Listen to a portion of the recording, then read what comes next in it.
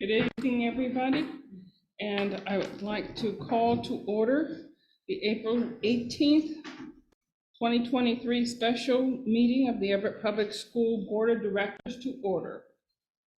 Will the secretary please call the roll? President Lisaine. Present. Vice President Mitchell. Present. Director Mason. Present. Director Nichols.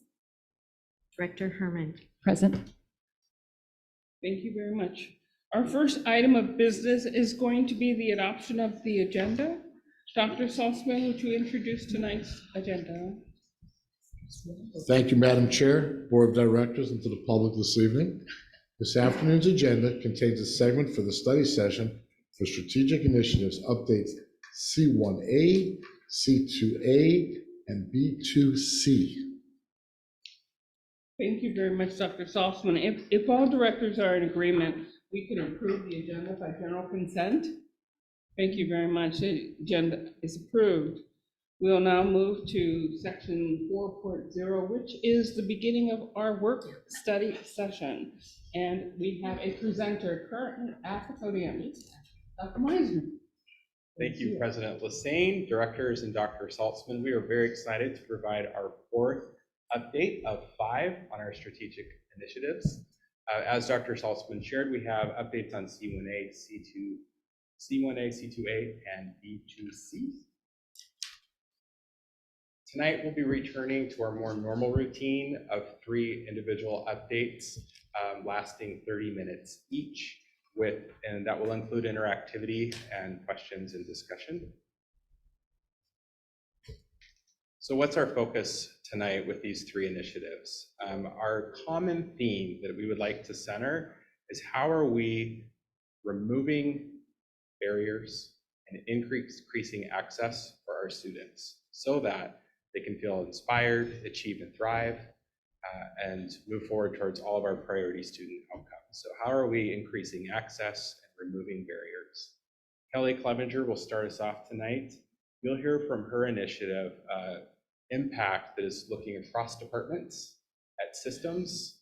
So it's more of a broad focus. But we're bringing an inclusive lens to our initiatives and to our work.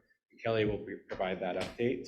The other 2 initiatives drill down a little bit more detailed into specific areas of focus. So Ann Arnold will be talking about by design how our early learning department and programs are anticipating different family and student needs and helping them at an early age, again, reducing barriers and increasing access. Dr. Matthews and Dr. Woods will provide an update on how we can shift our assessment practices and our grading practices in ways that will, again, increase access and reduce barriers.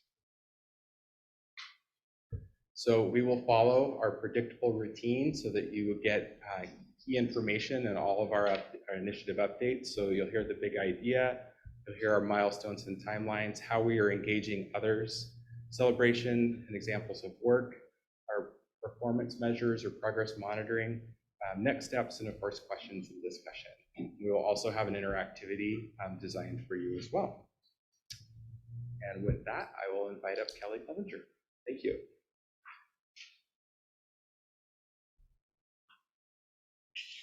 Good evening. It's so great to be with everyone today.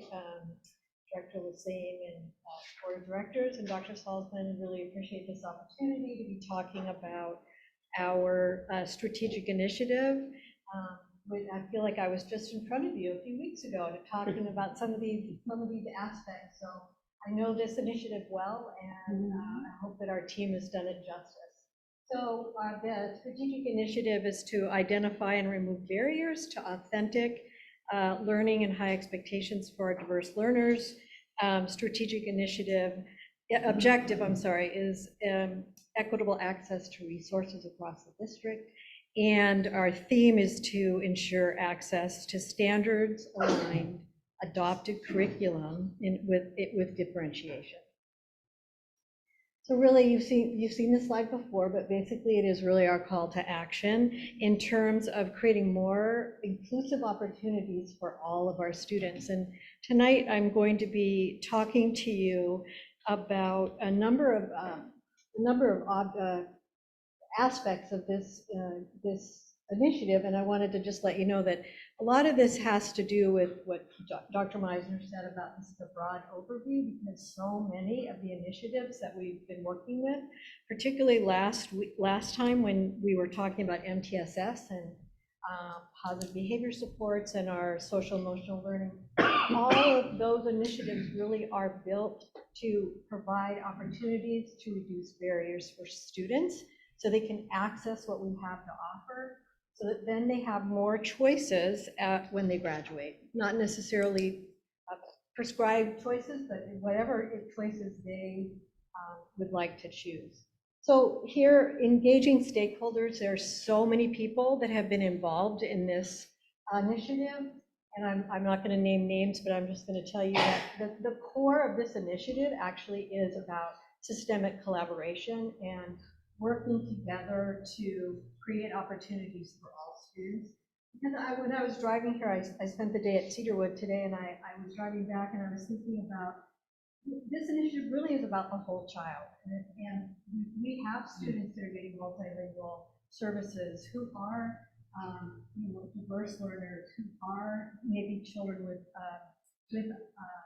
disabilities. So we're not parceling out the child. We're actually trying to create an opportunity for all of their gifts and talents to be worked with and cherished, and then able to create opportunities for them to make progress. And you've seen this integrated strategy initiative wheel, and it's really what I was just talking about in terms of creating equitable opportunities for students. And we are going to be talking about early learning and our grading today. This is just how this seems to be flowing. So I just thought I would also like to just tell you a little bit about our milestones and our timeline.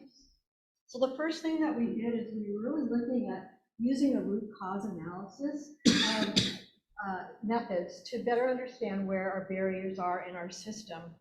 And so we did a lot of data collection and engaging our leaders during our Leadership Institute in the summer, and identifying patterns and priorities. Then the next step was creating and delivering professional development centered around inclusive practice of co-teaching. So that's one initiative that we are working on, which you heard about a couple of weeks ago. Professional development for all teachers who are co-teaching in our secondary schools, and that is well on its way. We've already had 3 sessions. We have 2 more scheduled in the spring, and then in the fall we're going to be doing in-class coaching with those teams so that they get some embedded professional development. And another aspect of this is that we've had all of our students have access to our district resources, including our diverse learners. I think Brian Beckley has talked about the interactive flat panels. They're across the district in pre-kindergarten to all the way to our transition program. And then we have audio enhancers that are being used in our classrooms. The next milestone in timeline really has to do with that, what I was talking about, that intensive system level collaboration. And I just want to point out a few things that we've been doing. One of the things that you're going to dive deep into during your activity today is looking at our instructional framework vision, and that is aligning our work with the instructional design team to include inclusive education look-fors for principals, for teachers, for students, for parents, to understand what we're looking for and what we're expecting. Broader, of course, broader access to early learning and co-teaching in our, expanding it in our secondary schools. Professional development on trauma-informed instruction and de-escalation. One of the things that we've been doing this spring is that we have a team, a collaborative team between MTSS and special services, and we are going to every single school and presenting a sort of differentiated presentation about de-escalation and trauma-informed practices. And that seems, it's been going really well, and it's been a really nice collaboration between MTSS and special services. We're also piloting a new student growth goals for our teacher evaluation system that really includes equity and belonging components. So it's very broad, and so we're going to be narrowing down on a few things here too. So I wanted to just share with you some celebrations and examples of our recent work. So really, when we first started this strategic initiative, we really needed to prepare the ground. We needed to prepare the fertile ground for our leaders, our teachers, and so we did, spend some time looking at Brene Brown's work about Dare to Lead. We read Switch. We did book studies. We had opportunities to help principals build that fertile ground for change. Another thing, there are pictures here of launching our co-teaching professional development, and just an aspect of that I think is really important is that it is not the administrators that are teaching those classes. Those classes are being taught by teachers who are co-teaching. So we have a collaborative group together. We have teachers from Everett, we have teachers from North, we have teachers from all over the secondary schools that actually are people that are in the classrooms doing that now. And so there's a lot of buy-in, and a lot of teachers are really respecting the fact that there are other teachers that are actually doing this. Of course, our communication boards, and I don't know if you saw the news story last week about that, but it's been a very big hit. We've had phone calls from California, from all over the place to ask, how do you guys do that? And so that's been really exciting to just for that access piece. And I heard today that someone gave a big donation to the Special Needs PTSA to actually do some developmentally appropriate boards like this in high school and in middle school. Of course, they won't be playground boards, but there'll be something, and we'll be working together to make sure we have the core vocabulary that they need. And then our co-taught ECAP classes that are at Crawford and Lowell. And I know that Ann Arnold will be going more into that with you. The other piece of work that we've been doing is there is a slight correlation between students who are multi-language learners and special education qualifications. So we're really looking deeply at that. And we're collaborating with ML to merge our matrix. So there's a 4-stage matrix that you go through when you look at qualifying a student for for an IEP. And so we're working together collaboratively with ML for that too. Then, of course, you saw this a couple of weeks ago, our continuum of services for special services students, trying as hard as we can to be in the least restrictive environment all the way to the most restrictive. And so we've rolled that out to every school, every secondary school, the counselors, the principals, and teachers. One of the things that we're going to do right now is I wanted to share with you our instructional vision for Everett Public Schools. And do I need to use this?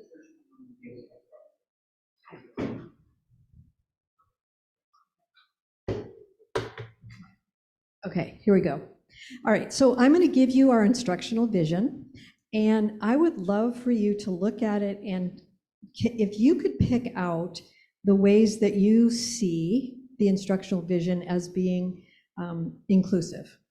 So what we did is this instructional vision was put together by Callie's team in academics, and then we were looking for a way to also have an instructional vision, and so they came to special services and worked with us, and we were able to get a collaborative instructional vision that is one for the entire school district. It's not just for students with IEPs or students who are multi-language learners or diverse learners. It's a complete work together. So I wanted to, if you guys would just take a second to read it and then see if you can identify some ways that you see it as being inclusive, and maybe you could even give us more ideas if there are some ways that we could shift it and change it.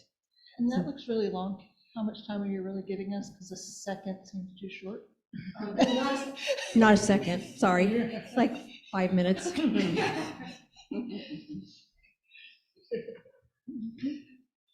There's always a jokester.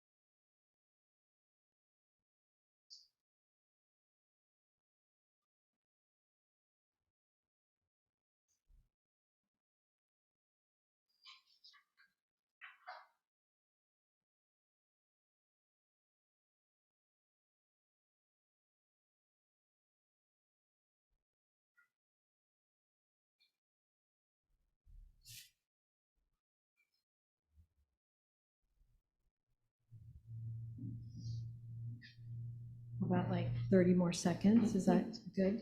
Okay. You're a diverse learner anyway. That's okay. Diverse learner is good, good with me. Slow reader.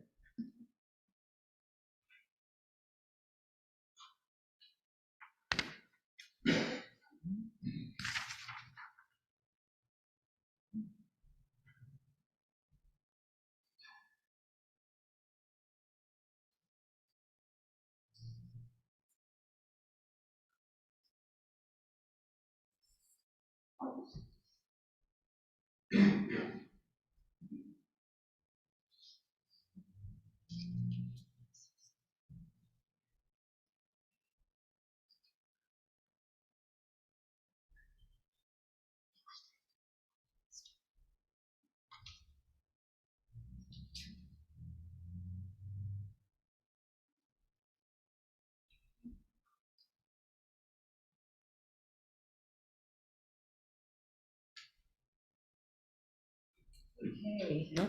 Is there a word, a phrase, or a sentence that you feel might connect this to be able to be something that we could use for all of our learners? There's lots. Yeah, Blurt it out. just blurt it out. I'll start. Yeah. But there were a lot for me. Their needs are known was a big one. for me. Their needs are known. Yeah, students are. understood. Awesome. I think in general, by mentioning that the students are ours, every single one of them, and you know, you use those pronouns and you use that phraseology, says it right from the beginning. It's Awesome. not he, she, or, you know, we be kids, but what I'm saying. you know, Right, it's very inclusive. Very much so. Great. I guess I guess I misunderstood the action, but it was, I think it's all, sounds very inclusive, but I got caught off guard by the second line, our classrooms are safe and joyful. And joyful really caught me is maybe aspirational. Okay. Because, you know, inclusive, but that feeling of joy, especially with our you know, our squares and everything, but I really think we're taking kids as they are. Mhm. And if they're having a bad day, we're gonna make it better, but joy sounds really aspirational. And, you know, you're gonna have a tough subject, you're gonna have a tough day, and I think that's okay. And so I think we need to honor kids' emotions where they are, using our, you know, our reader stuff, Our our ruler other stuff. our ruler Okay, stuff, thank okay. you. And so it's, again, it's, you know, this is a vision, and visions tend to be aspirational. Right. But I think there's nothing in here about emotion. Social, emotional That's a really good isn't point. in here. Okay. And then my second sort of aha was communicate in their native language. Right. In the ML program, yes, they are, as they go to English. Emerson, they are in those special programs. I think for me, when I was growing up in that sense of belonging, it's if somebody is trying to learn English, that their accent is accepted. Their accent, how they say words is who they are, and we should not denigrate or downspeak to them. So it was just sort of a more, you know, it's their, how they communicate in native language or accent. It is really, I mean, I remember growing up and having kids, you know, make fun of me because I had a Southern accent. Oh, And so okay. it is That's when a you're, good point too. so it is just sort of how do you honor kids Yeah. for, as they're trying to learn English. Right. Okay. Good point. Thank you, Tracy. Sorry, I read it. No, it's I fine. heard it differently, That's fine. but otherwise, I think there's only two things out of all of that. Okay, great. I just underlined words as they popped up, inclusive spaces, thinking in a variety of ways. Native language, of course, came up a couple times. Unique strengths that are assets, which really speaks to all learners. And they bring their own knowledge, native language, and lived experiences, which is also the only thing that I would say, which caught me right when the very first sentence is Tier 1 instruction is a word that people in academia understand, and those Right. that aren't don't as well. I actually probably could not do justice explaining what that means. Yes. And I don't know if there's a Tier 2 or 3 or 8. So just, you know, in terms Right. of, you know, That's a really good point too. That's a great point. spelling it out for Yeah. the rest of us. Okay. Yeah, Maybe. great. Any other? I would say too, when I saw, they see themselves represented in the materials, in the culture, and the staff. That's Right. important. That's really important. Yes. Just to name this, goes all the way back to January with Callie presenting the instructional vision, and you've heard reference to it across initiatives. I think you can hear, I saw some responses of appreciation that there weren't two separate, you know, but we're applying this inclusive lens to reduce barriers and access within all of ours. So that it's a guidance document for our instructional materials reviews. We use it within professional learning planning. Not just central office, but also that instructional vision was used with school leaders back in August, just to make those connections. And Dr. Meisner, it would be okay for the public and for the board to know what Tier 1 instruction means, since it's open meeting. Sure, thank you. Tier 1 instruction is what all students receive every day in terms of their access to standards-based learning. So it's consistent across for everybody. And it really, those are our instructional schedules ensure that in terms of the amount of minutes and time. Our instructional materials align with that. And it's what teachers and teams and principals work to provide so that every student has access to their core instruction that they need at their grade. The other tiers go into differentiation. So you're ready for more, you need some reteach opportunities. And so those, but the base is Tier 1 and what every student deserves to receive and needs to receive every day. Thank you. Great. Thank you. Okay. So just looking at how we're monitoring our progress. So monitoring our access to general education for students with disabilities and multi-language learners. Reviewing our third grade literacy and math scores for students who attended transitional kindergarten. And I know that in our, we'll talk a little bit more about transitional kindergarten, which is also a way that we're reducing barriers. And then analyzing the evidence of collaboration across departments with an inclusive lens related to our strategic initiatives. And next steps. So really what needs to happen next is we We need to deepen our understanding and expansion of inclusive educational practices, particularly focused on our students that receive ML services. That's something that we, Categorical and I have been talking about how we can collaborate and possibly use some of the same model that we're using for our continuum of services for special education. And then development of an integrated special services multi-language learner matrix. So that special education, the matrix that kind of calls out whether this is a disability or whether this is a language acquisition issue. This is just a parting thought that I had, that one of the contributors to our strategic plan brought up, and I just love this. I love this. To what extent do I know the student that is sitting right in front of me? What are their strengths and needs, regardless of program placement, disability, ethnicity, or gender? I think that's really what we're trying to get at. Where are their strengths, and how can we, how really can we help them grow? So that is it. And I thought, do you have any questions or clarifications? I have one. Go right ahead. I have two questions. The first one is, when you did the root cause analysis, I don't know if you remember all the findings, but I'm wondering if there were any ahas or maybe some ah-dangs. So I think the biggest aha was that there were certain students that really didn't have an opportunity to access certain aspects of our curriculum.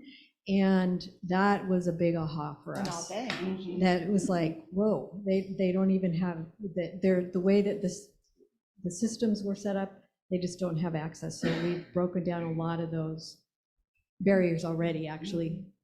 Oh, great. And then I appreciate that a lot of work will go into adding the student growth goals, to belonging into the teacher evaluation. Because I did do a WASA training for the DEI training we're required to do that was about belonging and othering and being other, felt like other. And I just, I guess I just wish everyone grace as this moves forward, because I think it's very aspirational, because you probably do have some teachers out there that are really good at goals, but the kids might not like class, or they don't feel like they're welcome. And so how do you get both of those, I think is a great goal. Yeah, and I also just want to say that I think that that the reason that we were doing why those the growth goals were situated that way is because people are already doing so much of that. Yeah. And they really need to get credit for that, and they need to, people need to be able to go into their classrooms and see how they're doing it. And so I think it's not a like, I gotcha. It's like, let's look at all the work that you're doing. Yeah. And one of the root cause analysis, that if kids don't feel like they belong, there's going to be, doesn't matter what we do, if they feel like they're not involved in the community, they're not represented, that's a huge barrier. Yeah, their scores really do decline if their teacher doesn't care about them. Correct, but our teachers really do care about their kids. When I have one question, when focusing on the multi-language learners that may have come to us at an older age, say high school already, what type of aha moments do you have as far as being able to provide the resources necessary for them to get through high school and then be able to then say graduate? Yeah. So I'm hoping that maybe Shelley could help us with that, or Chris could help us with that. Excuse me. So some of our resources that we have for our multilingual learners, especially our newcomers who come into high school, we have specialized classes for those newcomers to be able to develop language acquisition. We also have sheltered classes where they may go into a math class that has a teacher who's endorsed in multilingual learner, has a multilingual learner endorsement who can utilize strategies to help those students learn. Because we have, for example, we have students who are coming from Ukraine who may have perfectly, great math skills, but because the language barrier is there, they may struggle in a generalized math class. So we have some sheltered courses that actually help to support those multilingual learners to succeed in those content areas as well as the English language development classes for newcomers. Exactly. Mr. Fulford, did I miss anything on that? No, you got it all. Yeah, and I think too, when it comes to the inclusiveness of the high school multilanguage learners, several of us did the interviewing at the high schools, and I did have a student that was a multilanguage learner, and I could tell how he was struggling, but he was trying, and I did notice a lot of just behaviors that yes, where it is those kind of just behaviors, and so that somebody came up and said, how do you do? And it's like he struggled. Yep, that's what we just wanted him to have the confidence to come and speak, hear me, but that they were going to follow up on that. But again, that's an inclusive act by having him participate with all the other seniors. Any other questions? Any other I have a questions? question. My question was around, how do you measure access to general ed? Is that minutes in the classroom versus minutes out of the classroom? And Oh, so for students with IEPs? So yes, you measure that on an IEP. You can see how much time they're actually spending in general ed and how much time they spend in special education. and does the state tie funding to that, special ed funding? Well, Or is it in the process of changing right now? yes, it's in the process of changing right now, and I'm not sure what the gonna outcome is land. going to be, but Yeah. it's very small increase of funding if they are spending 80 to 100% in general education. That's pretty significant, 80%. Yes, Yeah. it's the students who are in what we call the least restrictive environment, number one. And if you had a teacher that was joining them in a general ed classroom, and they were in that classroom, would that still be considered part of the 80%, or is Oh, that- yes, that's a general ed Yeah, classroom. okay. Mhm. Thank you. Sure is. Even though they've got a staff person or coach or a nurse. Oh, yeah, but also when we do co-teaching, if the class is more than, well, yes, those are all, when we do these co-teaching classrooms, they are all general ed classrooms. So the location of the child's service would be in general education. I assume we're making movement on that. Yes, we are making a lot of Yeah. movement on that, Yeah, actually. that'd be interesting to see those statistics. It's I some can point share down the them. road when you have more. I can share them. That'd be great. Sorry, I just have to pause though, because what I heard was level of service is higher, but educational is standard. So it's not that the child is doing this as my daughter did. It's they're in a classroom learning as my daughter did, but with co-teaching or with support that costs us money, but we're only getting paid at that general ed rate, even though the child is still designated as special ed. Is that what I heard? Because I'm seeing a great thing that costs us a lot of money locally. I mean, I can go into a lot more detail about Yeah. the cost of it and how we've been able to figure out financially how to do it. I can do that in detail with you. Oh, no, I'm just looking at the state, that student is still special ed, Right. but we can't get any funding No, we are getting we get funding for that child. for if- that child, Right. even though it's the minutes a day. Yes, yeah, we get a basic ed dollar funding for that child and special education, Okay, some okay. special education funding. It's about shifting, special ed's not my phrase. Yeah. It's not a place, it's a service. It's about shifting where the service is provided Yeah, in the general ed context versus in like a contained okay. environment. Because sorry, I was hearing that we might not get paid money by the state. No, we do. Okay, Yeah, okay, we that's do. because No, we I do. want to provide the service. I want the Yes, state to pay we hear for that. it. Yes, they are paying for it. But not all. Director Herman, do you have any further questions? Probably not at this time. I'll just be really curious about the multilingual learner in special education, that matrix and how that discussion continues. That Yes. does seem very important. Yes, it is really important, and Yeah. we're working really hard on it. Yeah, thank you. I have one last question. When you talked about piloting new student growth goals for the TPAC that includes equity and belonging. How has that been going, and when can we expect to see an outcome of that? Yeah, so do you mind talking about that, Shelley?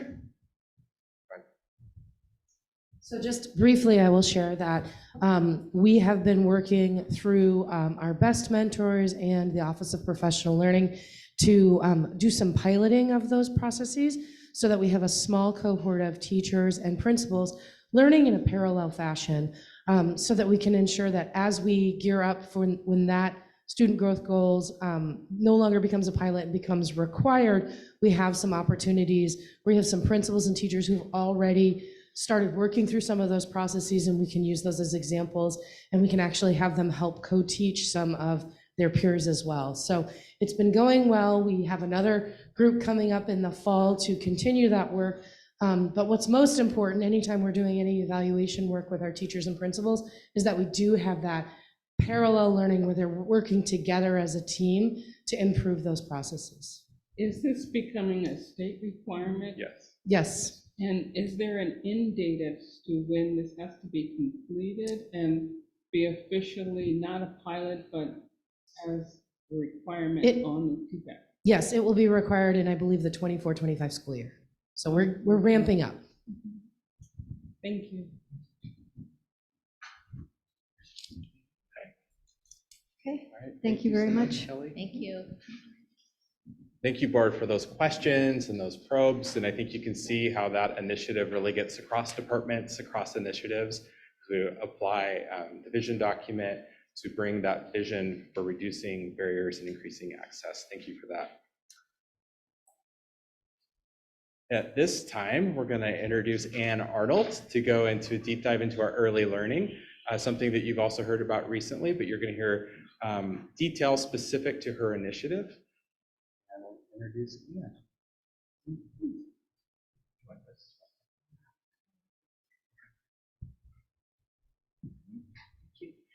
Good evening, President Lassane, directors, and Dr. Salzman. Thank you so much for the opportunity to share with you the exciting early learning work that we're doing and the status of our initiative C2A.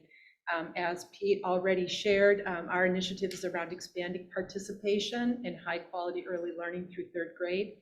Our objective is to expand student learning options, and our theme is to provide equitable access, remove those barriers, and provide resources to support student learning.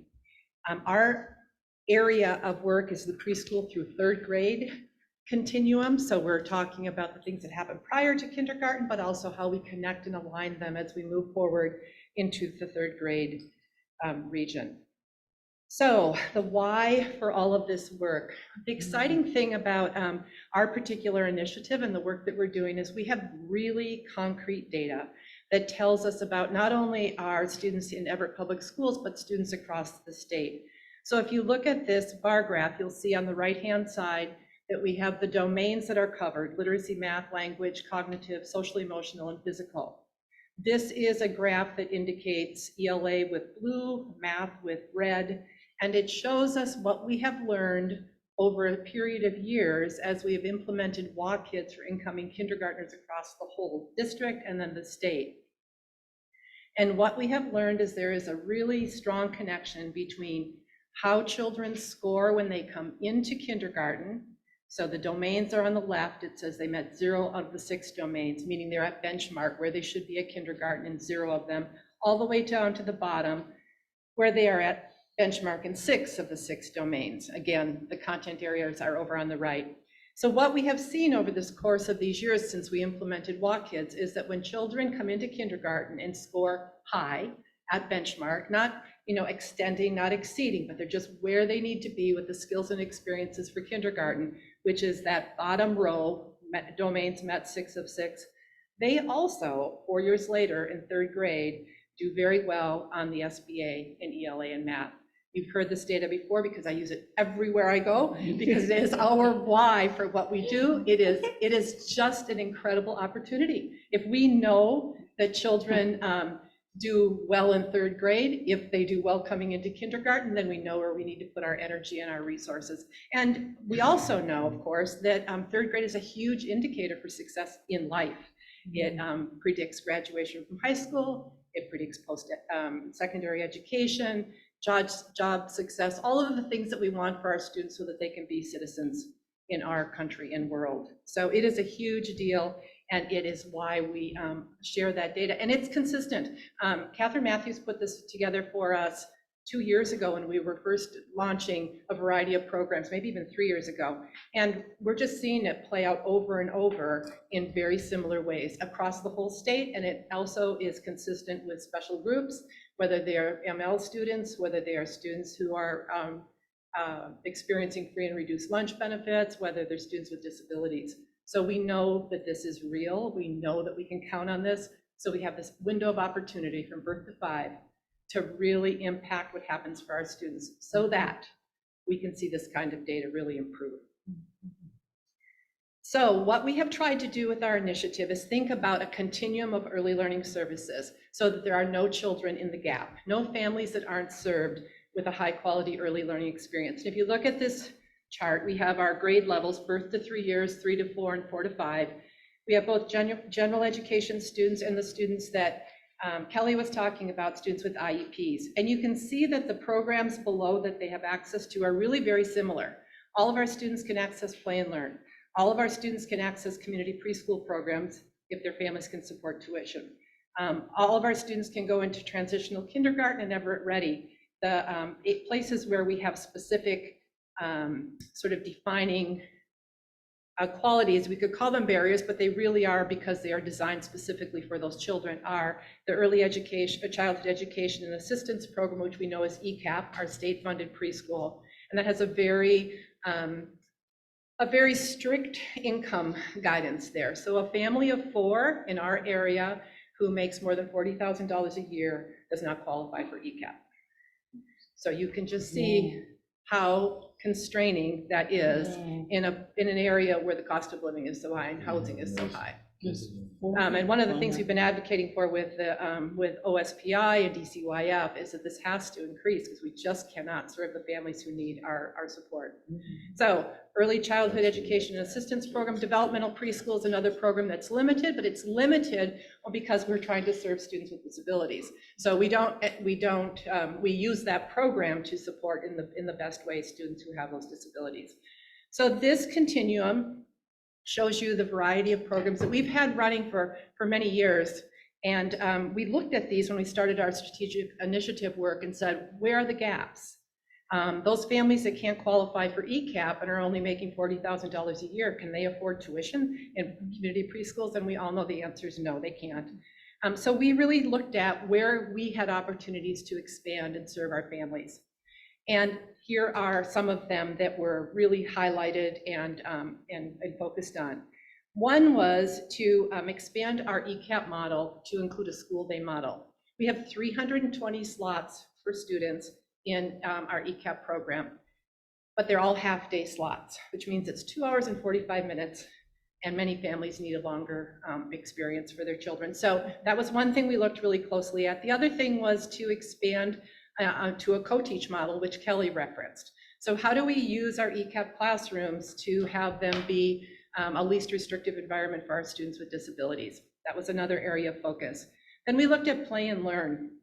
And Play and Learn is one of those programs that can be, accessed by almost everyone. But we only had 2 sessions a week, and we were exceeding the number of students that we could allow to be in those spaces. So we looked at expanding it from 2 days to 5 days a week. And then transitional kindergarten, which you're all familiar with, which is the program that we start in January for families who don't have access to preschool and their children are going to start kindergarten in the fall. And we opened up 6 classrooms of up to 20 children each to serve those groups. Our big celebrations for this work is that our school day classrooms at Jackson and Hawthorne are serving 60 students and families, and they are full. One of the challenges we have in some of our schools with ECAP is that the half-day programs, despite the fact that we know we have a need, we can't fill slots. Either the parents don't qualify with income or they can't, the schedule doesn't work. So we think this is a really positive move to be able to offer these school day classrooms in those schools. Then our co-teach programs are at Hawthorne and Lowell Elementary Schools. They are beautiful classrooms, and we invite you to stop by anytime. We're serving 28 students with IEPs, along with 32 typically developing students in the same classroom. We have a certificated teacher in special education supporting those students, and then we have a ECAP instructor as part of the gen ed program and a paraeducator that goes between all of those students. It's a very exciting thing to watch. And our ECAP enrollment with these changes this year is at 90% full, which is the highest we've been since 2018. So we feel like these are moves in the right direction to serve families. Transitional kindergarten classrooms are at 6 schools this year. We have 115 students, and they will all be going to kindergarten in our school district in September. So we're at Monroe, Jefferson, Woodside, Forest View, and Silver Lake, and View Ridge. Those are our 6 classrooms, and they're just, it's really exciting to be able to go through them and see the enthusiasm for the families who have gotten access to a program that they hadn't had any of that experience with to date. So Play and Learn, which is our little gem that is just really a unique program. Families go with their children. We have grandmothers with their kids. We have babysitters who come with their kids. We'll have a parent that'll come with 3 children, one in a snuggly and a hand on each one. So it's really exciting to see them. And we expanded that to 5 days a week. So we are at Mill Creek City Hall 2 days a week, 1 day at the Everett Public Library main branch, 1 day at the Evergreen branch, and 1 day at Sequoia High School right with Port Gardner. And it is amazing. If you look at these numbers here, year to date, this was at the end of March, we had 6,253 people come to Play and Learn. And of those, 597 were first-time individuals. So they weren't repeated. Our 6,253, we're counting everybody who comes in the door every week. But 597 were brand new first-time individuals at Play and Learn. So we really feel we have a great program there, and one that really fills that gap for families who don't have access to a official sort of preschool program. We also have found that it's a great opportunity to provide education to families. So we have signage, we have our facilitators going around and talking to the families about how they can interact with their children in the activities and share all of that with them. So it is twofold, supports the child and supports the adult. It has been a big lift to make these things happen this year. We made a lot of changes, and our team has worked really hard to make them happen. And we have partnered with many others in this organization right here at the CRC.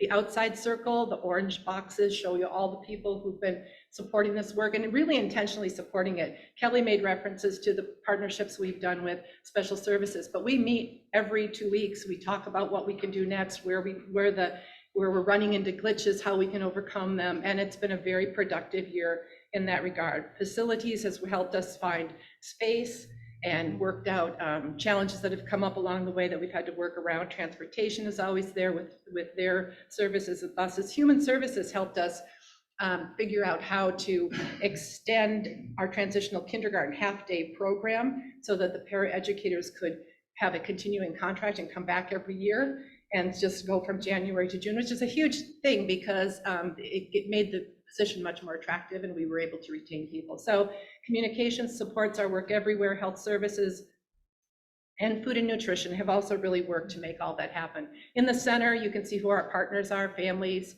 preschool partners. Right across the foyer, we have about 65 preschool to kindergarten connection community partners meeting with our kindergarten teachers and our team, talking about how they can support kindergartners, or preschoolers transitioning into kindergarten this spring. So it is really exciting to see this work grow and to see all the people who are also enthused about it. It's not just me. And these are our early learning opportunities. ECAP, you can see the different choices, transitional kindergarten, and so on and so forth. And as a way to sort of think about this work, I'm going to give you each a profile of a student. So we have Olivia and Shauna and Kai and Leah and Isaac, and we have a few details about them. And I've got the chart that I showed previously as well as this one. And if you just look at it for a minute, turn to your elbow partner like we do in our classrooms and talk about where you think they might be served. And it's kind of out there. There are a lot of opportunities for our families now. So we're excited just to have you think about it for a moment. I'll come over. You wanna come over? I'll come over. Yeah, I'll come over to you, or I can take this. We'll just go 3 minutes and then we'll talk. It's just something we want to share and think about as we Think about the different children that we serve in our programs. The three of us. Yeah, no, the three of us. No, either or. Yeah. Right. Did you have I one? didn't get a, Oh, you didn't get She didn't get one. I didn't get a student. I had one in my hand. Right. Chair or something. Yep, yeah, I've got mine's one. ECAP. Unless they have a IEP. But Okay. So you got Isaac, I got Kai. Especially this is, I love, oh, I see, this is the, okay, so here we go, so we can look and see which category they fall in. So, yeah, so Isaac is 4 years old. Oh, yeah. Experiencing poverty, so maybe Yeah. Yeah. The multi-letters, yeah. I would say He's probably trying to still, work more. as well as play and learn and music. yeah. Probably if he's 4 years old in January, and he'll be five, you know, September. Transitional kindergarten. And then too, we never know, he might be over. That's nice seeing you. All of them. And Kai, who's 3, we don't know as to which program here, but he has an IEP. Oh. Because he has an IEP for speech.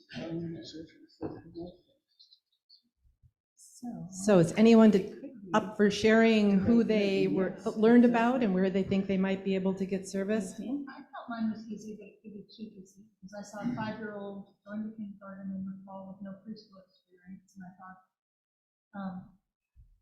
the transitional kindergarten would be best for them, but if it wasn't April, if it was September, maybe getting an engagement plan learns, so until the transition kindergarten starts. Absolutely right, That yeah. there's, you know, if they came to us, or somehow we identified. Right, right. And we, you know, transitional kindergarten does not accept students who are in a program already. If they're paying tuition and going to a program, we don't want to take things from our community partners, and we wouldn't take them from ECAP. But Play and Learn is different.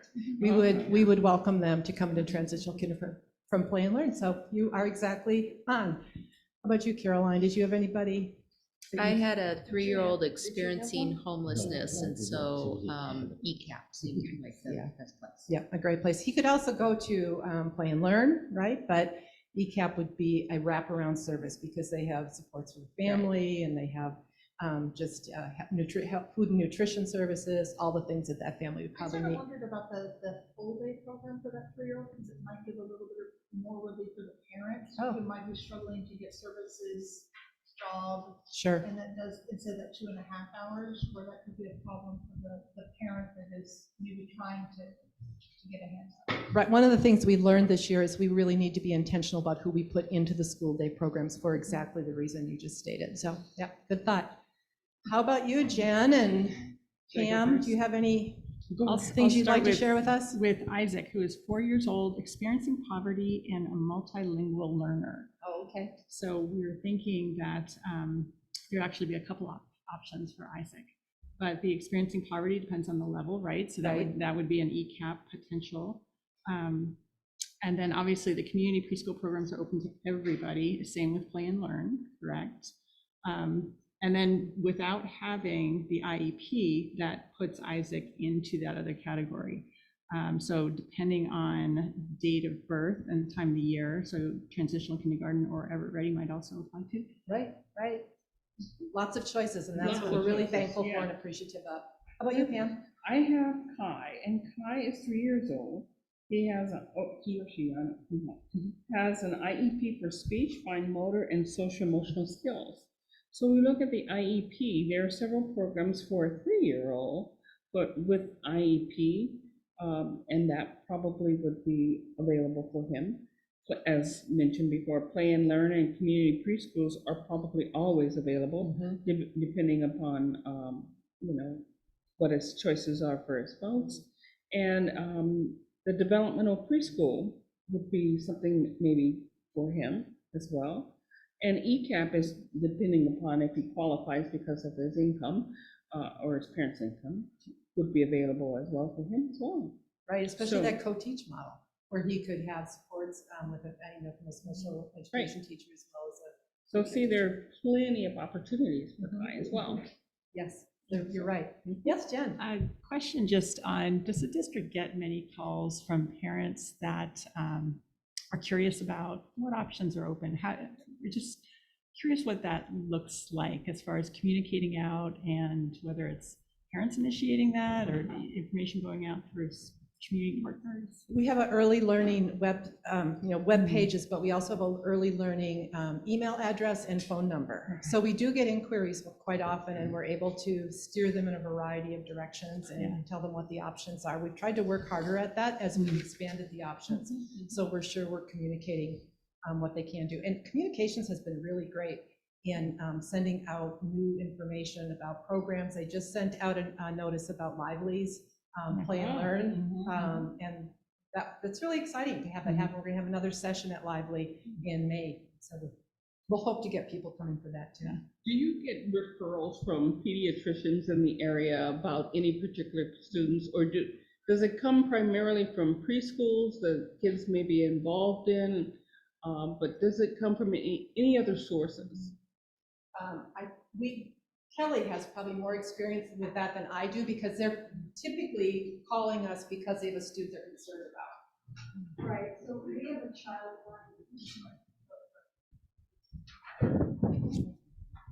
We have a child find opportunity and obligation, so we have a dedicated phone line that anybody can make a referral for a student in our area, 0 to 21. So we do have that. The pediatricians, social workers, DSHS caseworkers, grandmas, anybody can make a referral. And how do we follow up, like if a grandma calls in? Sure. So what we would do is, if depending on who has guardianship of the child, we would reach out to the family and talk to them. And then once the referral is made, we have to follow very strict timelines in terms of when we decide to evaluate, if we evaluate, and then if they're qualified, those kinds of timelines that I explained to you the last time I was presenting to you. So yeah, it's very strict guidelines, and we have an employee actually that's dedicated to, that's a very big part of her job actually, is taking the referrals, doing the enrollment, and then scheduling their screenings and taking care of all their paperwork. So very strict guidelines about that. Thank you. We actually end up using those resources, particularly in ECAP and transitional kindergarten, where we're seeing kids for the first time, and either the parent tells the teacher she's concerned about something, or he's concerned about something, or vice versa. So that's another place where we partner with special services a lot. So just a few of the challenges and opportunities of the work. First, the couple of things that we've had to work around, and I said we work closely with stakeholders here at the CRC and out in the schools to accomplish what we need to accomplish. But the ECAP and the special services co-teach model ends up with a staffing situation that's a little bit unusual. The special services teacher is a certificated teacher. The ECAP teacher is a classified instructor. So we have some variation there that we have to navigate in terms of compensation and requirements, education requirements. So we've had a really good success in that area, to be honest, but it is something that creates a little bit of a challenge to navigate, I guess. And then we launched transitional kindergarten mid-year, which we specifically do because we want our preschool programs to get filled first. We don't want to take children, as I said, from our community partners. We don't want to take them from ECAP. And if you're offered a full day free program 5 days a week, people will opt often for that, and then we take them away from our partners. We don't want that to happen. But we have been able to work really creatively with human resources to both find staff, certificated teach them, paraeducators, and then figure out ways to structure their contracts so that they're willing to do this part-year, full-time program. As you know, there's legislative action to prohibit school districts from offering transitional kindergarten. When I made this slide, that was still in the Senate. Unfortunately, in my opinion, it passed the Senate, and we are now waiting to see what will happen in terms of funding. There is a line at the end of that bill that it becomes null and void if it's not funded. So we will see how that all plays out, and then we will do our best to take advantage of whatever opportunity we have access to and make sure that it serves our kids best we can. There's also an opportunity that we recognize for expansion in ECAP. I told you we had 320 slots and we're at 90% full, but that 10% we need to figure out a way to fill in. What is it that we're not offering families that we need to offer more of or differently to be able to serve them? And then transitional kindergarten is really an open-ended opportunity once we know what the structure of that program will look like. Because if we have a need, we've been able to work, as I said, with facilities to find space, and we've been able to serve a lot of children in that program, and it's really made a difference for them when they arrive at kindergarten in the fall. If the state funding needs to expand, if we are going to be able to continue expanding the school day model, we're using ARPA funds right now to do that. We can do that for another year. We're calling it a pilot. So we work out these individual challenges, but ultimately we are going to need to have more funding to support that model. We also would like to establish a co-teach inclusive classroom, ECAP classroom in Region 3. Both of them right now are in Region 1. We know there's a need in Region 3, so that's something we're working toward. And then this is one of the things that HR and our regionals have suggested actually, is that we identify schools with classroom space and master schedule space for transitional kindergarten earlier than we have historically done that as a way of planning and being able to be forward thinking with our students. And then, as I said, the legislative advocacy to support the continuation of transitional kindergarten and expand that. So we have a big agenda. We're excited about the progress we've made, and we look forward to our next moves. Do any of you have any questions or clarifications that I can offer? Director Mason. I do have a question. Do you have a sense of within our district how many students are being served in a preschool program? So versus not, like what is the opportunity there? You know, I don't have the numbers. All I can measure that by is where we have full programs and where we have space. I think we have some space, and that tells me that either we're not offering the right thing, and so people aren't getting served, or there's just not a need in that segment of the population, which I find kind of hard to believe. There was a saturation study done about 8 years ago, and they said we had a large number of kids who weren't being served. Right, I recall. Yeah, that and I've always information. questioned that though, because we don't seem to see the evidence of that in terms of requests for service. Right. So, and we have added significantly, but it would be good to know that. It would number. be hard to understand too, even if you had statistics, because there's just parents that are going to homeschool. Right, And, regardless. you know, yeah, Mhm. and do other things. So, Right, yeah, okay, thank thank you. you. Do we have a clear idea, and I guess it piggybacks off of Director Mason's question, a clear idea how many kids, because of their income, don't meet and need the program, i.e. from $40,000 to maybe $60,000 threshold, or whatever is typical, that we could service, that we could provide some resources for? Do we have an idea? We have some wait lists of over income families for all of our ECAP classrooms, so that would be an interesting place to look and see what that looks like. Yes. If they have enough risk factors, we can take them even if they are slightly over income, but there becomes a point when we can't do it no matter what. We always have to get approval from DCYF to do that. Mhm. So that would be a good thing to research. So the wait list Mhm. would be a good indicator. Right. I just have a comment that just a historical, just how far we've come with all of this, that you and others have worked so hard for really a decade and more to get. I remember being on the foundation when we were still giving, before all the kindergarten was standard, and getting scholarships to low-income families. and getting data to show that the low-income half-day and the low-income that got a scholarship, how they look different in third grade. Now we have all-day kindergarten became standard, started offering Everett, it's just how we kept backing up. And now you're really showing evidence of that pre-kindergarten, where for a long time it was kindergarten, getting them to full day, just how far we've come, and it's outstanding work. It's exciting work too, with a really great benefit to our families. So I feel privileged to be able to do it. Director Herman, do you have any other questions? Well, it's interesting, as I was looking through this earlier and thinking about some of the pushback of parents saying let kids be kids and you know don't assess and things like that too early on. But at the same time, the data is so clear on success, third grade and beyond, and just balancing that perception. But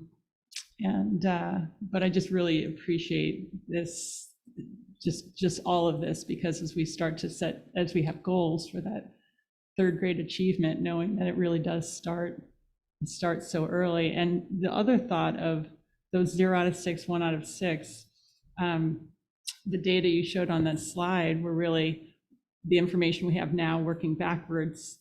Hopefully, what the students this year that scored 0 out of 6, 1 out of 6, ideally 3 years from now, they'll still be achieving. So what can we do within our first few years? So hats off to our kindergarten teachers and our first grade teachers that are really taking those kids wherever they're at and getting them up to speed. So thank you. Thank you all very much. Learning can be fun too. Yeah, exactly. Yeah, Thank you. Thank you. thank you. I know I speak for all of us, and we just want to acknowledge and thank Anne for her amazing work. She's a leader for early learning in our district and our region and the state. I also just want to name and acknowledge our appreciation. Dr. Saltzman's just core belief in early learning is just so important. And Anne couldn't do the work that she's doing without that sponsorship, and it takes this whole room and community partners and so many more. It's really about redesigning the system from the very traditional K-12 model to a birth to 12 and beyond model. Yes. And that doesn't happen like easily. So it requires expertise, sponsorship, you know, that pinwheel slide with all the departments in food and nutrition and medical. I mean, we know it works, and it's about giving back to our community to find those gaps of access to programs, and making sure we can do our part, whether we're providing or we're sponsoring and supporting and facilitating. So just acknowledging all the great work of the leadership, and our strategic plan and our priority student outcomes really centers it.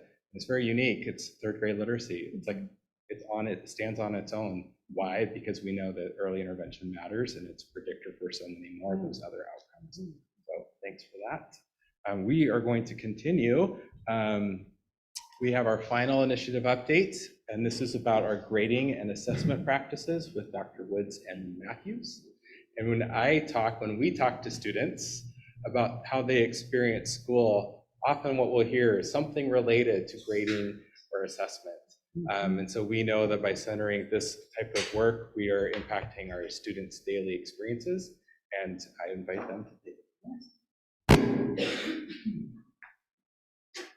Good evening. Thank you, Dr. Salzman, President Lassane, Board of Directors, for this opportunity to talk to you about our strategic initiative. Dr. Woods and I are the owners of this, co-owners of this work together, and our executive sponsor is Dr. Bowden.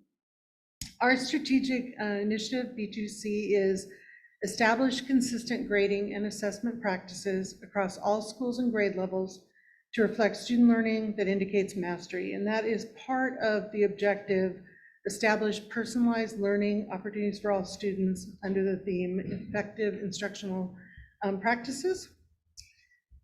And as you can see, our big green dot, we're on track with our work. Turn it over to you. Yeah, good evening. I'm pretty excited about the work that we have been able to do together and will continue to do together. This is one of those initiatives that is a multi-year focus. It's not going to happen overnight, but it's also one that is both very strategic, it's at a high level, and very connected to our other strategic initiatives. Now, and you can see there are several of them here, for example, in our multi-tier systems of support. In order to provide the right level of support in the right areas of need for students, we have to have accurate information about student learning needs. And that's what Director Herman was just talking about, right? We need to know where they are in early learning so that we can meet their needs. It doesn't mean we have to, and so assessment has to be an integrated part of what we're doing. With instructional time, using instructional time effectively, if we have a clear understanding of what students know and are able to do, then we can effectively use the instructional time to meet student needs. And particularly the two themes that are the two initiatives that you've heard tonight, removing barriers. If we want students to persist in coursework and attempt challenging coursework, we need consistent practices across the system. It's a matter of access and equity. When grades reflect progress towards mastering standards of a course, and those are aligned across the system, we're providing that equity and learning experiences and opportunities. And then in early learning, as we mentioned, we know that high quality early learning matters for future achievement. Knowing on a standards-based level how students are performing, and then being able to intervene early and in a targeted way will make a difference in their learning for the future. So starting with that WA kids, or even earlier with child find in some cases, that WA kids at 3rd grade literacy and on, we know that that makes a huge difference as they move forward through their life. I'm going back to this slide that those of you that were on the board a year ago will remember, and we talked about, and this is really kind of illustrating why it's strategically important to establish consistent grading and assessment practices across our district. So we use this example of 2 students, let's say they're in the same class, and they earned the same grade. You can see at the end, they earned a 76%, which in most classes is a solid C. Well, unfortunately, that solid C does not tell you anything about Tangela and Isabel's learning, really, because it just puts all these things together: homework, assessments, class activities, participation, and they're in there, and we don't really know. So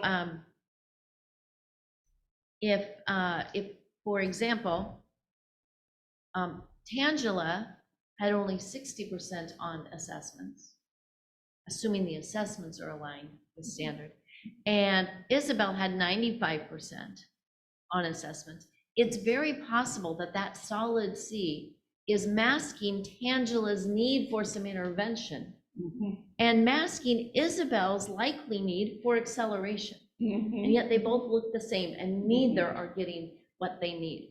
So it's just an illustration of why this is strategic and it's important work that we need to be doing.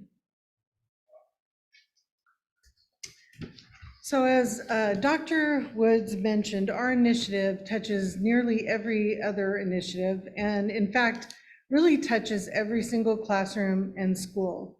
And when you have such wide scale change, such huge change to implement, it's very important to develop a really solid foundation, engage lots of stakeholders in the work, and make sure that you're integrating the learning and integrating the work in work that's already being done. We learn better when things are integrated in a meaningful way. So as we think about our milestones and timelines, we really have been focusing on that collaboration and engagement and integration of our work. So the first milestone is incorporate elements of grading and assessment in the work of other strategic initiatives. And you heard that just a moment ago from Dr. Woods, whether we're talking about instructional vision or the multi-tiered systems of support, equitable practices or choice, effective and equitable grading practices are really the foundation that makes all of that possible. Using district grading and assessment, updating district grading and assessment policies and practices. So today you're going to have an opportunity to interact with our policies and procedures and work with them in conjunction with the purposes, beliefs, and practices that we have established for grading and assessment. But our team also, our leadership team for our initiative, has been spending time looking at the policies of other districts that have implemented similar standards-based grading and assessment practices. And that's an important piece of this, both for us to look at our own policies and practices and to see what has been effective in other areas.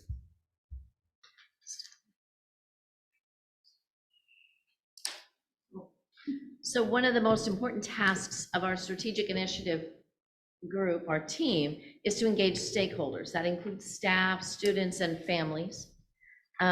So we've been engaging staff, for example, in lots of ways, but we will then soon be working with like a policy review committee as we review the policy, conduct thought exchanges, seek feedback from PTA groups, others. So we've begun with a smaller group.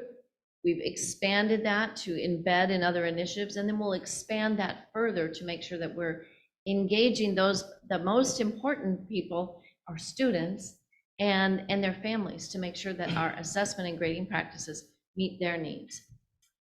And then we also need to communicate what we're doing. So we need to engage the stakeholders, and then we also need to communicate the strategic effort. So we've been doing that in a couple of different ways. We have had articles for the last several months in the academic office newsletter that goes out to all our staff so they can see, and we've had an article about what's the purpose of grading and assessment, what do we believe about grading and assessment, and what are practices that would support those beliefs. And then last year, we engaged with lots of groups, and we're just widening that circle as we go into next year. So our next milestone is build knowledge and support for grading, effective and equitable grading and assessment practices through professional learning and book studies.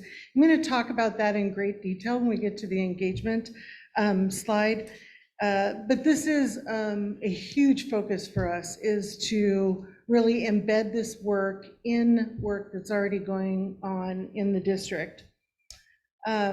Ensure principles of effective grading and assessment practices are included in the request for proposal, or the RFP, selection, implementation, and professional learning phases of the new student information system.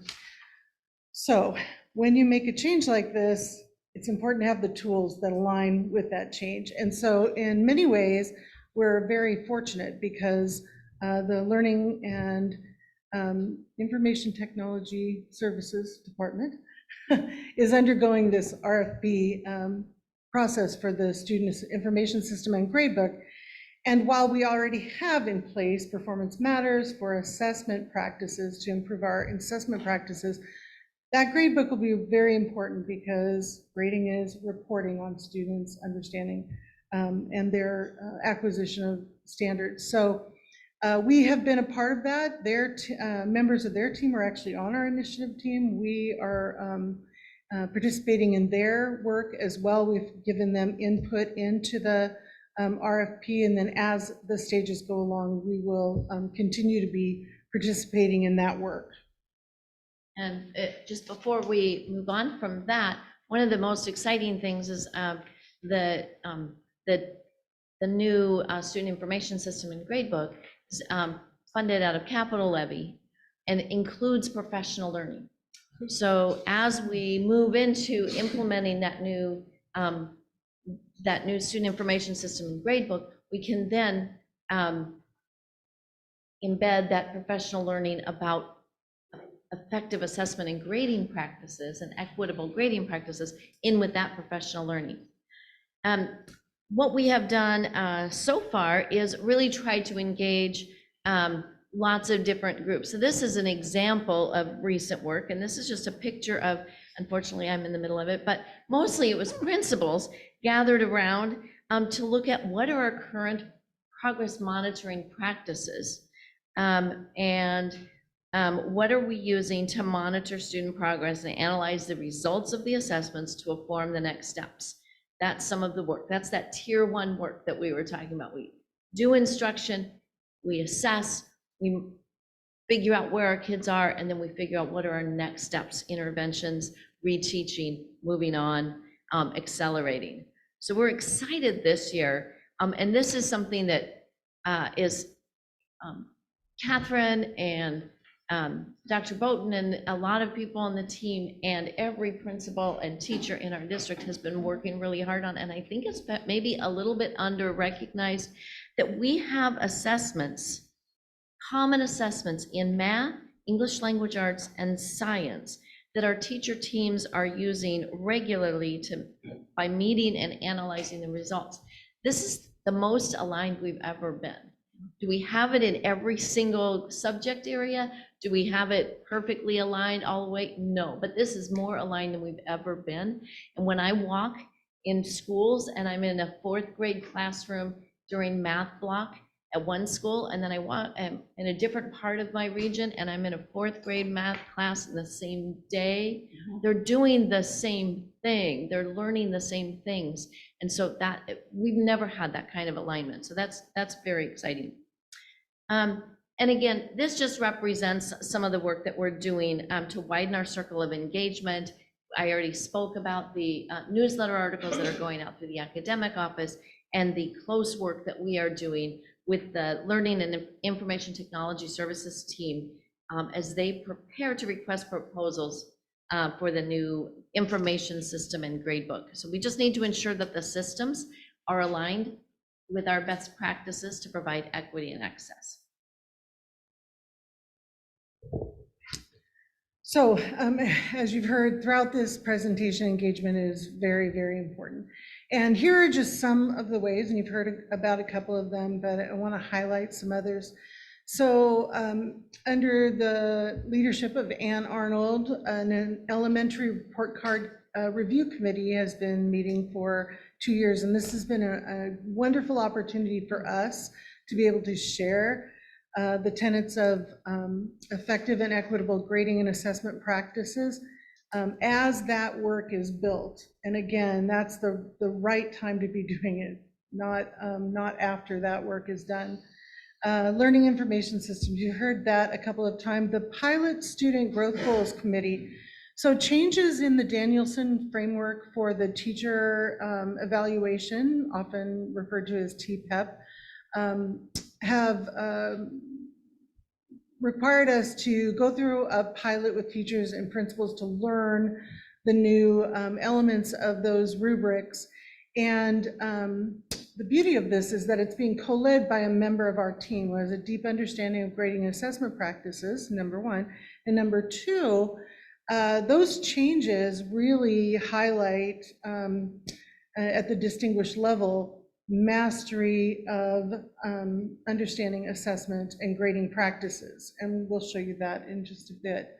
The curriculum assessment review team, huge focus for us this year has been to bring together K-12 teachers, as Dr. Woods mentioned, and look at the common assessments that we have, end of unit assessments, and translating those into the Performance Matters platform in technology enhanced, engaging online atmosphere.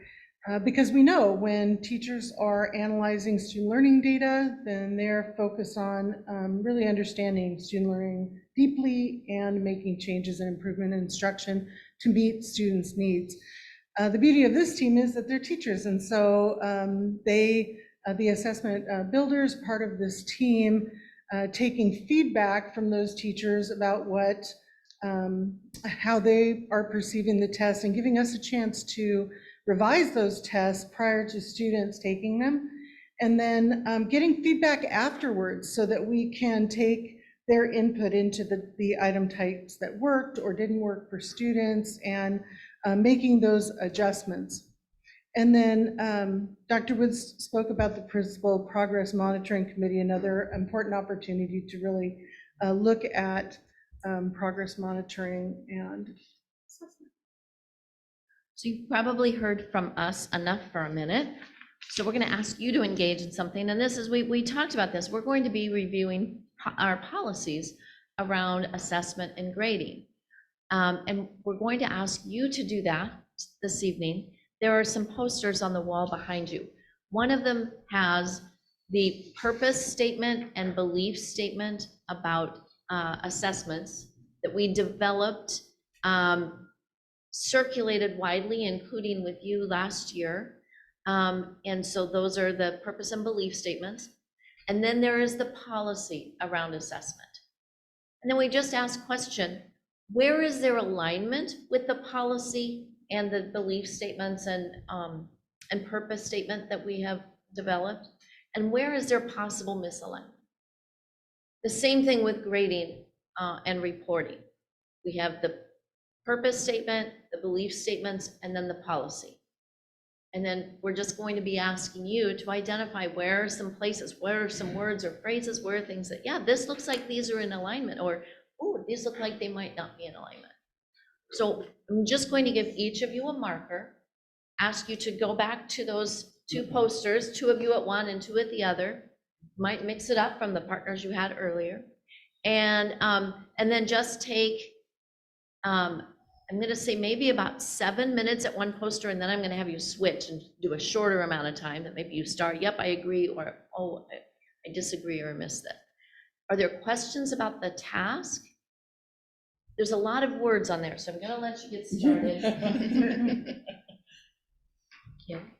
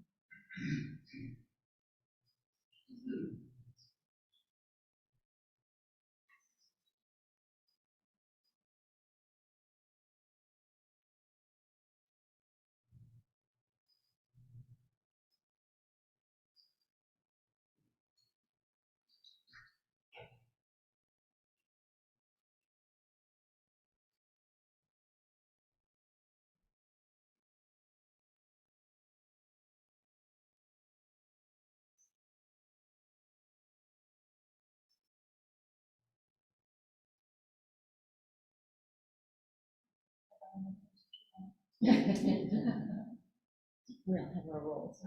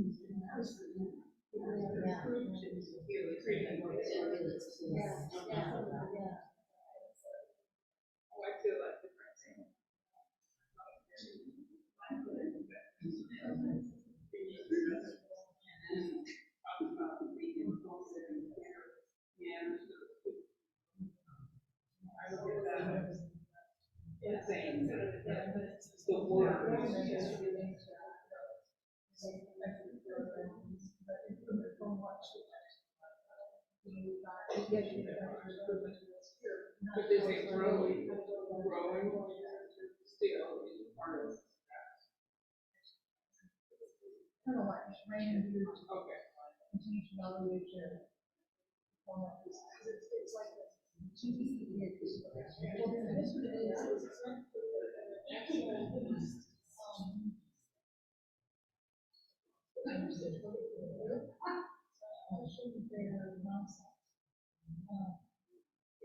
say, or someone to my daughter, she got a B plus. Oh, it's great, congratulations. There's the number from your license.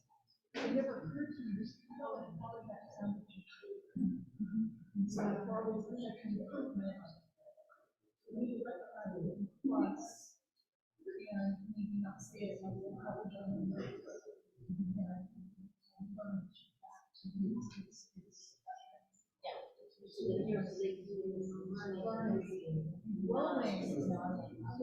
Getting and not improving, right? Yeah, yeah.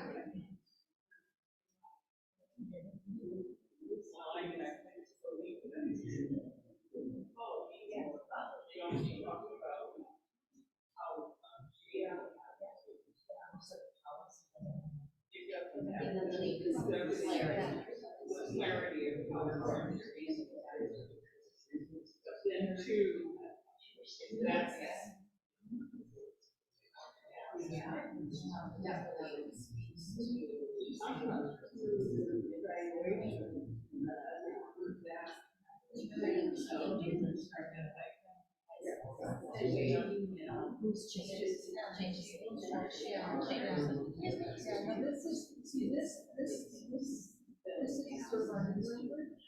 This is old language. I agree with you there. This is old. Yeah. So, yeah. Even like parents and family. Parents are mentioned first. Not even students. Parents Because again, Parents are last. Parents are the very first step. And so it's like. We're responsible to the students. Yeah, but I just saw what parents is last year, this first sentence is. Student focus, we're not parent. We're accountable to the parents. But we're responsible. It is. I think there is communicating. we're gonna give you about one more minute on this one and then have you switch Okay. states. This is, you could also say this is old language.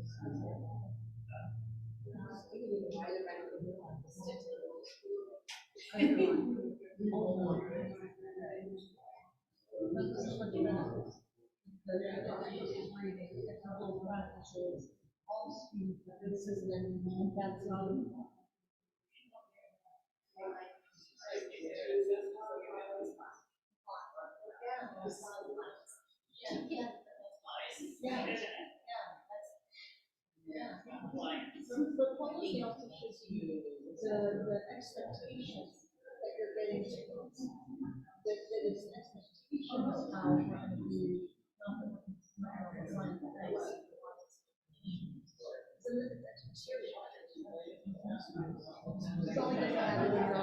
Okay. Spelling doesn't matter when you're on the board. Or when your A's look like U's. We're ready to switch and we're just gonna give you like 4 minutes on this and then we're.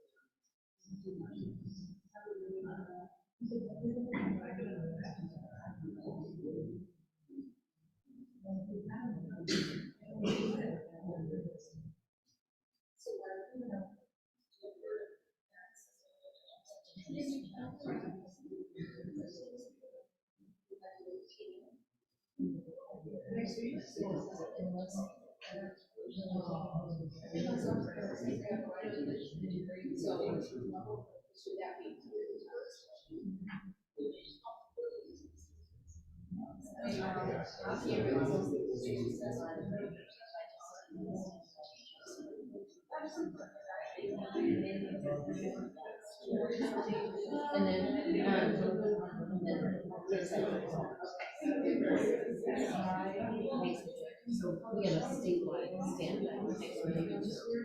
No weight, no weight. Okay. Yeah. It's interesting because the state.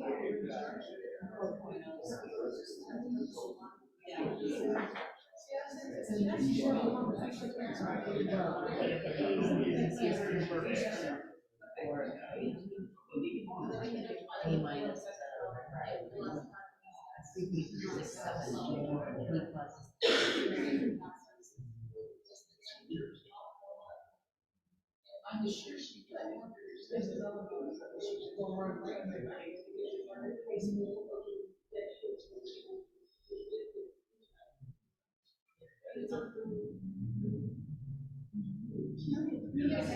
We've gone a little over what we allotted for this activity. But if you want to come back.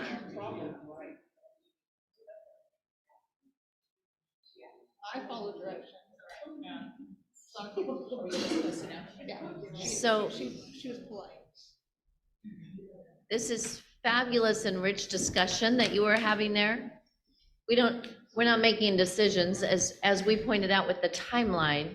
This is a long-term kind of a thing. But one of the things we're doing is reviewing the policy and what are other district policies look like who are moving towards more standards-based assessment and grading. And my guess, just to give you a little bit of a taste, there are lots of other districts who have very, very similar language in their grading policy. So I'm imagining that at some point, some time ago, that was the WASDA boilerplate model policy, and everybody still has it. And so I think we're gonna move on then. If there's more discussion about this, we wanna make sure we get you out of here before too long. All right, so progress monitoring for us really is sort of in two phases because we are an initiative that is spanning several years. So currently, we are monitoring the use of and student performance on common end-of-unit assessments, feedback on the digital assessment platform so that we can improve accessibility and use, and then trends and grades. So performance measures for both both halves of our initiative. In the future, as we begin to implement these more widely in the classroom, we'll be looking at the level of stakeholder engagement in developing our model, which is upcoming. Teacher implementation of best practices at the school grade and team level. So are we using these beliefs and practices in the establishment of grading in the classroom and in assessment practices in the classroom? And then relevant questions on the school stakeholder annual survey like rigor, engagement, all of the things that help us to understand students' experience in the classroom. So we have a number of opportunities and challenges, and I think we've talked about most of these.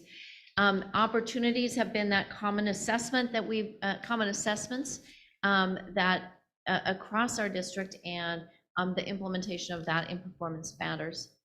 The updated Danielson teacher evaluation rubric requires using best practices. On the next slide, I think Catherine's going to show you some examples of what that is. And then the selection of the new student information system and gradebook. Dr. Bowden told you when you asked a question about when is the new Danielson framework, when is that going to be implemented? That's 24-25. The new student information system and gradebook is 25-26. So it all folds in together to really come to me is just like serendipity. And this is something we've been working on for a really long time. And it feels like it's coming together and we can really make a difference. Like we have all the pieces in place now. So some significant challenges are that this kind of a change in beliefs and practices is going to require momentum and system-wide support. But as I said, I think we have that, right? And then it also is going to require widespread feedback in the development, so ongoing dialogue with all the stakeholders as well. All right, so our next steps as you began our participation in looking at the policy and procedures that we have in our district, reviewing those for alignment, engaging in the student growth pilot as that moves forward will play a larger role in that. And you can see on the bottom of this slide, 3 of the standards that really to us highlight how this will be impacted by our work. So you see 1F, designing and analyzing assessments, 3D is using assessments for learning, and 4D is documenting student progress. And I heard in some of your conversations just now about student use of assessment information to guide their learning and their work, and that is very much a part of all of this. And then, of course, as we mentioned several times, the student information selection process, participating in that, and integrating our professional development with the use of aligned systems will be tremendously important. Do you have questions for clarification or reflections for us?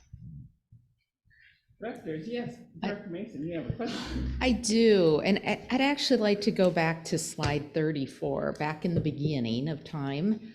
I love this topic. I'll be honest, I had a lot of frustrations as a parent with kids taking the same class from different teachers and grading weights all over the place. And it was just really confusing. It didn't feel like there was a systematic approach to this.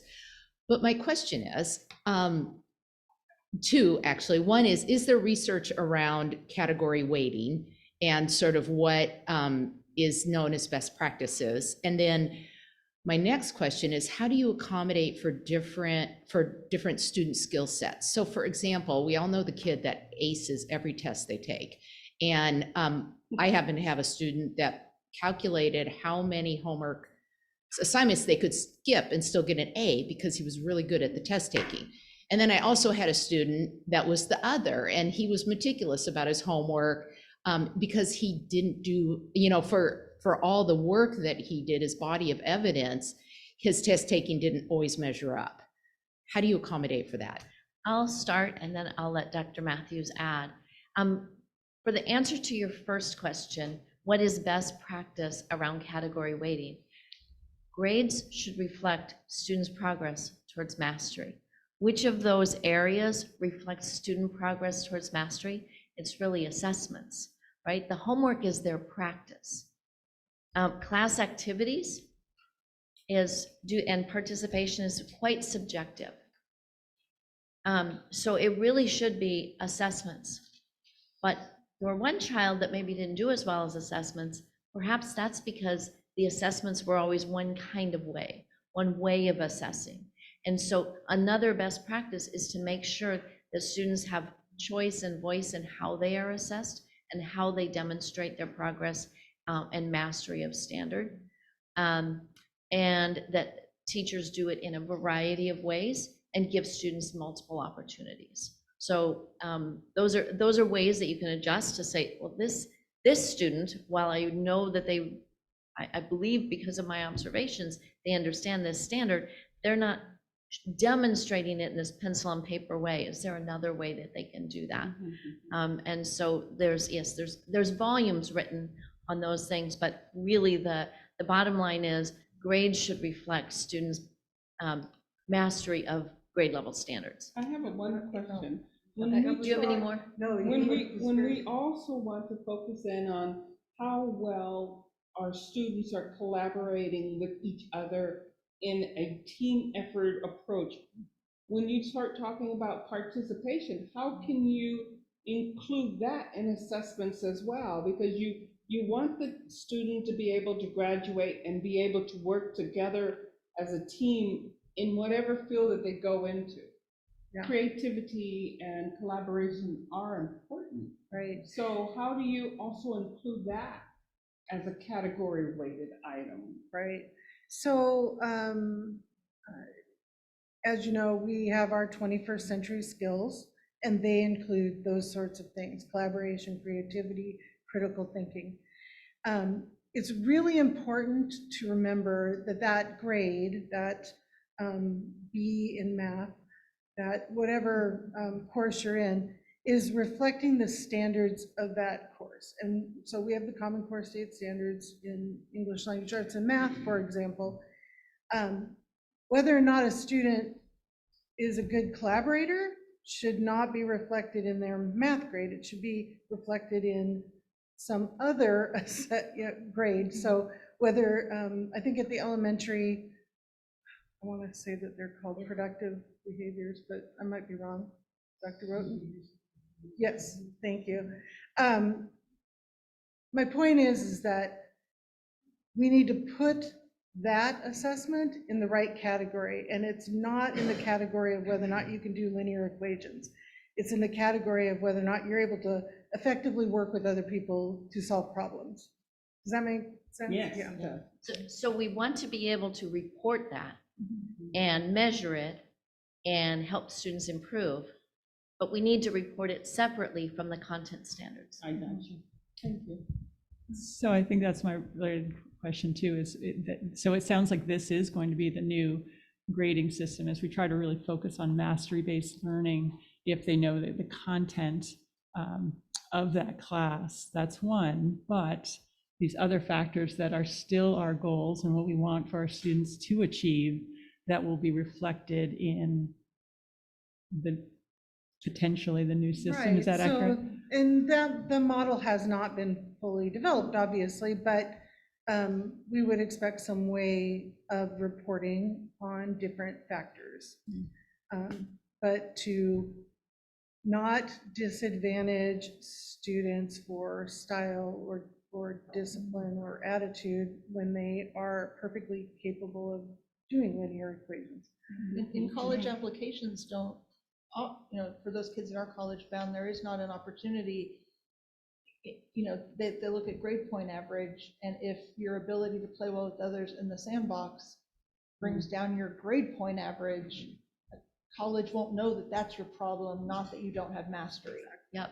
A college won't be able to tell with these two students Yeah. that are on the screen, who understands let's imagine that this Yeah. is a math class, who understands the math and who might simply not be very interested in participating because they already know that they can do the math. Yeah, and I think that there are at least if I remember correctly, on report cards, there's some alpha or some that it's sort of, there's plays well in the sandbox, Comments. speaks up, it's those comments, but maybe there's an opportunity for opportunity.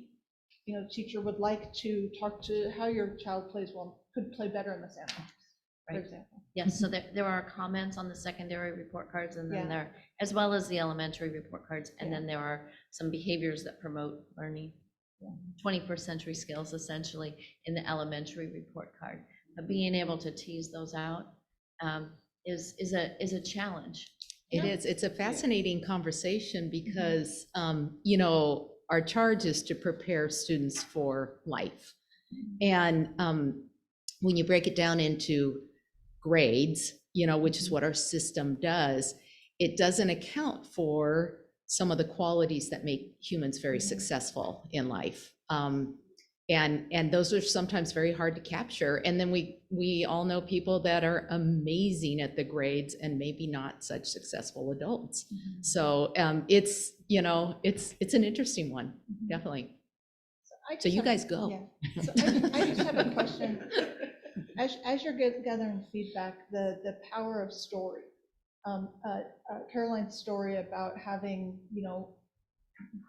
feeling the effects of different teachers with different levels, or my story of getting a 4 in math and then barely making, being 1 point into the 3 in the MSP when that was the standard. And just going to working with the teacher, but when a parent is blindsided almost by their child, like, oh, good, you got a good grade, but you're not you're barely at standard. Standard should be confirmation, not aptitude, and grade should be the aptitude, or whatever, vice versa, whatever that is. But it's sort of, what are those stories out there, especially if you have, teachers that are, want that autonomy, and you still want them to have some autonomy, but if they're just not getting it, that how hard this is on kids and how hard it is on parents when there is just such disparity. Yes, thank you. So that's the question, is when you start looking at within the district, are we still waiting, doing the category of weight for our grading, or are we just focusing on what the assessments tells us? I think that's a yes. I think that's why Yeah. we need a strategic initiative around this very thing, because we don't have consistent. Because these grading stories are assessment. still happening. Exactly. That's why this is a strategic initiative now, and we haven't yet operationalized it, but we're moving that direction. Yeah, because if Isabel's college bound in this class, she gets a C, that could derail a school. Even though she got a 95 on her assessments. Director Herman, do you have any further questions? No, I just, a general comment, these updates on strategic initiatives have just been so helpful and so informative. So I just really appreciate them. Thank you. Thank you. Mason, Director Mitchell? No, I got distracted because Webley's walking around. Yeah. He was waving. I thought it was me, but I don't think it was. Yeah. So Webley was at Emerson the other day. Thank you, Dr. Matthews and Woods. Appreciate that. And thank you, board, for those prompts and questions. That concludes tonight's update. I would just like to say, I think Director Mitchell used the word early on about aspirational, and I hope you hear that it isn't just aspiration, but there's a lot of solid technical work, collaborative work that is in service of those aspirations. And it's going to be a journey, right? It's going to take some time. Dr. Saltzman? May I have a comment? Go right ahead. First of all, to our board and to our community, I just want to kind of paraphrase this evening, if it's okay. Sure. We talked about instructional vision, the meaning for all kids. I heard every director say that.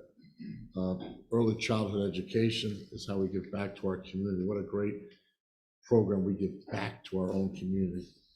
The consistent grading and assessment and alignment, that's a great challenge for the system. But when you have consistency, because you hear from a lot of parents about different grading and how do we assess, and assessment's not a bad word, but consistency is key. But I want to say that the strategic plan, I want to compliment the board for letting us have a strategic plan, because we started a few years ago. And to the cabinet, who faces these challenges all the time as we move the system. Amazing work by the cabinet. I want to acknowledge them this evening. And to our teachers and school leaders who are on committees to share back to their other colleagues is really special, okay? And we continue doing those committees and those leaders, but the strategic plan helps drive this system, and the workshops that you have are really good conversations. And it's when our community talks to us, how is our system doing? And what are we giving back? This is clear evidence, right? We still have to work on our ML learners, but we have a plan to do that. Early childhood education, on our socioeconomic status, how we can help more, and what we offer, we're giving back to our community. I will call out the entire cabinet and Ann Arbor. Nobody does it better than this team when it comes to early child education. And then when you talk about assessment, it's not a bad word. It's how we measure and how we get consistency. And sometimes assessment becomes a bad word, but our team, led by Catherine Matthews and the initiative owners of Kathy Woods, it makes assessment sound like a great word. That's what it should be. So, but I want the community to know that the board allowed us to have a strategic plan. That's really important, and what the staff's done to face those challenges every day. So thank you. Okay. We look forward to one more strategic update in 2 short weeks, May 2nd. It's 4 initiatives, but they're merged. So you have 2, because they're very like, in their objectives. So we'll hear from Brian Beckley around supporting a culture of innovation. And we'll hear from Chris Fulford around partnerships with our families and stakeholders to do new things so that we can get different outcomes and experiences for our students. So that's coming next. All right, thank you, everybody. Thank you. Thank you. Thank you all. Thank you so Thank much. you. And I would like to congratulate everybody on the hard work that you've done this time. I noticed all the bullets were green. That's a good sign. That's a very good sign. I like that. I like to see that. And I'm sure the rest of the board likes to see that as well. So thank you all for the hard work you're doing. And any further comments, final comments? With that, this meeting is adjourned.